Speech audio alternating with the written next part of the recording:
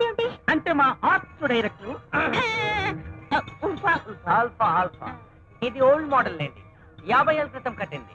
మీరు డిశ్చార్జ్ కాగానే ఇది పడగొట్టి కొత్తది కట్టిస్తాం. ఇది ఓల్డ్ మోడలా? ఎస్ బామ్మగారు. బామ్మ? నేను మీకంటే బామ్మలా కనిపిస్తున్నానా? మా కంటికే కాదు, మీరు మీ కంటికి కూడా బామ్మలానే కనిపిస్తారు. కావాలంటే చూసుకోండి.